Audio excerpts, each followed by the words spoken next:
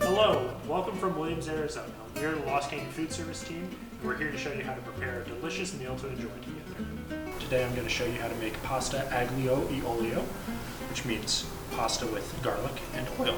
It's a simple dish, but it's quite delicious. First, we need to bring some heavily salted water to a boil. While the water is boiling, we'll prepare our ingredients. First, we need to peel and thinly slice our garlic. We'll chop off the end of the garlic, and then squeeze it out of the husk.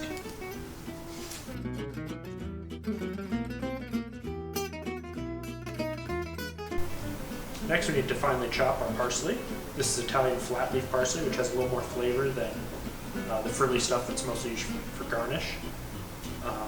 But first, we need to separate out any woody stems and any gross wilted parts. This is about one bunch of parsley, and then finely chop it. Gathering it together as you need.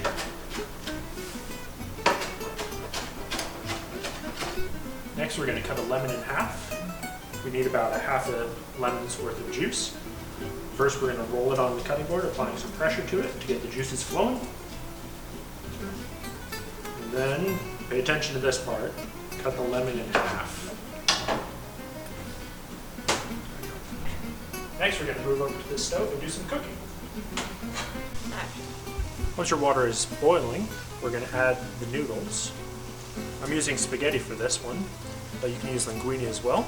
Just follow the directions on the package, and don't forget to set a timer. It's okay if they stick out a little bit. As it boils, they'll drop down into the pot.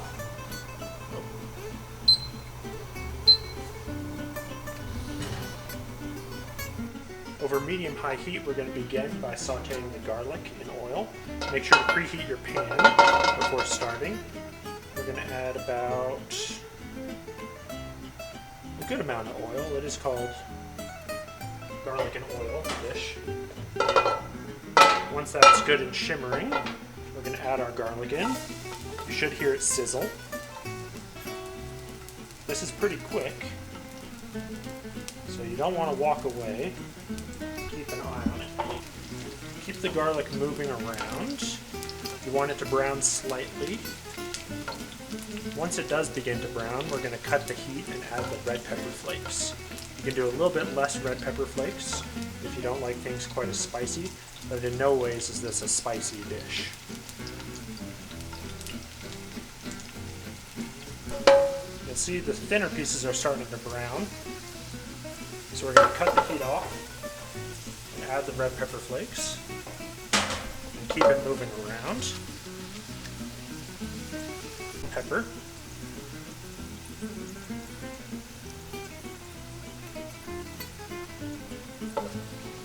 Again, still moving it. Removing it from the heat if you have an electric stove. And periodically stir your noodles. I have a 3-year-old son at home, and for him I prepare just some buttered noodles rather than the garlic and the green stuff, because he doesn't really like that as much. The pasta is about to finish, so we're going to test it and see if it's ready to go. Give it a little stir, pull a couple noodles out, and then give it a taste.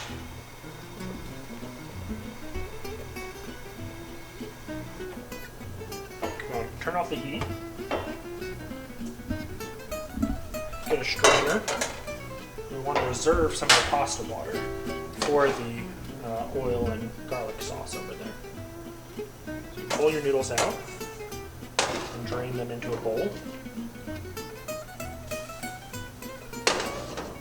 Or alternatively, very carefully scoop out a little bit of the water and pour the rest down the sink.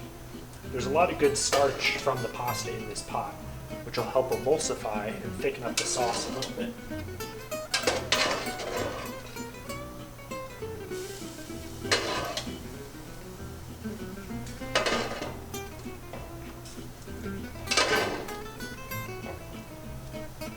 Now we're going to turn the heat back on low, pour our noodles in.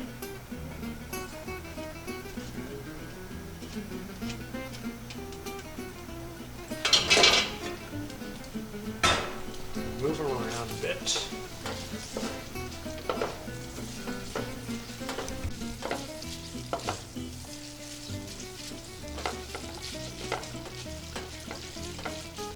At this point, we're going to cut the heat off and add in our parsley. Stir that in. The residual heat will just help wake that parsley up a little bit, really brighten it up. We're going to take it to the table, or to your counter or whatever, and hit it with a bit of lemon. Be careful not to get any seeds in there. So really just freshen it up. Then you're ready to plate it. If you want to be really fancy, you can use a carving fork and twirl it up into a little nest.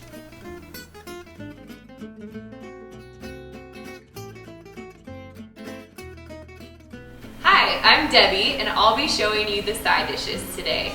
First off, we're going to start with some roasted broccoli. But don't worry, if broccoli is not your favorite, you can definitely use this same concept and apply it to another type of vegetable, say green beans, squash, or even some peppers. So the first thing we're gonna do is give our broccoli a rinse. I've already rinsed this off just to make sure it's clean, ready to go. Depending on how much of the stem you would like, you can decide where to cut off. So I like to cut maybe about this much of the stem, just a little bit, and then I like to keep a good bit. If you don't particularly like the stem of the broccoli, you can cut much closer to the floret, but I like to leave a little bit, and then I am going to just kind of slice up and kind of go through and make them a little closer to some bite-sized pieces. And we're gonna just kind of keep rolling around and doing this all the way through so that you end up with pretty similar sized florets. And now that we've cut all of our broccoli, we're gonna go ahead and move it onto the sheet pan or oven tray that you have prepared and ready to go. Obviously there's a ton of room on here. When you're roasting vegetables, you'll want to spread it out, but I'm going to keep it close together while I add a drizzle of olive oil. You can do as much or as little as you would like, but I'd say give it a good tablespoon or two just to make sure that you're getting enough of that oil in there. And then we're going to take a pinch or so of salt and sprinkle it over the top, maybe another little one. And then depending on how much you like black pepper, we'll give a little sprinkle of that as well. And then we're gonna just use our hands and kind of toss it all together, making sure that the little florets of broccoli are covered with the oil, salt, and pepper. And then we will end up spreading these out so they have plenty of room to roast, and we can get that nice brown golden caramelization goodness on there when we throw them in the oven. All right, and now that we have our broccoli seasoned, oiled, and ready to go, I have preheated the oven to 350 degrees. We're gonna go ahead and add the broccoli in for about 20 minutes. So we'll pull this just right in the middle carefully, set a timer, and meanwhile, go make our cheesy bread. All right, now that we've got our broccoli in the oven, we're gonna go ahead and prep this super easy cheesy garlic bread. Now, you can of course make garlic bread from a frozen box, which is no shame. I love some Texas toast. But this is also a super easy recipe that you can throw together. So the first thing that I'm gonna do is start with this garlic clove that I've got. It's probably medium to large size. If you don't love garlic, you can also leave this out. I love garlic, so we're gonna smash this piece down with the knife just to get that outside kind of chewy, filmy part off of it. And then I'm gonna take the clove and actually smash that further. And then, now that it's a little bit flattened out, I'm just gonna mince it into some small pieces. All right, we're gonna set the olive oil and garlic aside, and then we're gonna go ahead and cut our crusty loaf of bread up. You can use whatever kind of bread you've got available to you. I just bought a sourdough loaf from our local Williams Safeway. But what I'm gonna do is just take a serrated knife. If you have one, these work great, but any knife will probably work. And just give it a good slice down the side. However thick or thin you like it. I like it probably about an inch, maybe a little less than an inch thick. But we're gonna put the garlic oil and cheese all over this once we have sliced it up. All right, and our final step, once we've got the garlic and oil on top of each slice of bread that we're gonna toast, we're gonna grab our shredded mozzarella. You can also mix and match with whatever you've got and whatever you like. But I'm just gonna go ahead and sprinkle a little bit on each piece of bread. Obviously, the more you love cheese, the more you can add. Just know that any cheese that spills over onto the pan is definitely going to bake onto that pan and may or may not be difficult to clean off later. So keep that in mind, but get enough cheese on each of those slices and spread it out, and then we are going to take it back over to the oven. All right, after about 15 to 20 minutes, go ahead and check on your broccoli. I'm gonna see how ours is looking in here. Oh, perfect. The broccoli is nice and a little bit brown. You don't want it maybe too brown, but you definitely want a little bit of that caramelization along the side. Smells delicious. You can also check for whatever softness of broccoli you like as well. Since your oven is already at 350 degrees for the broccoli, you can also just go ahead and throw this cheesy bread in the oven. It's probably going to be about 5 to 10 minutes depending on how hot your oven is, and we're just going to kind of keep an eye on it until the cheese is nice and melted and maybe a little golden brown on the outside.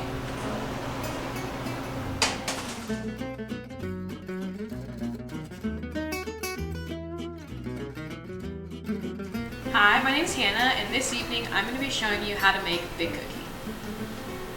Today we're going to be using a KitchenAid, but if you don't have one, it's okay. You can use a hand mixer. Just make sure that your bowl has wide enough edges so that when you go down to mix things, it doesn't fly out of the bowl. So I've measured out all my ingredients just for my convenience, but you can go ahead and just follow along with the recipe. So the recipe calls that we start with our butter and both our white sugar and our brown sugar. So we're going to go ahead and put those into the mixing bowl. And then we will turn the mixer on. And we're going to cream our sugars and butter together. You want to make sure it is a soft consistency. That way everything is combined. You don't want any chunks in there. And it's okay to keep turning it up a level each time. Alright, so we'll turn the mixer on to about the 3rd speed and get the eggs and the vanilla mixed in with our sugars and butter. And again, just keep going up on speed if you need to. And make sure everything gets mixed in.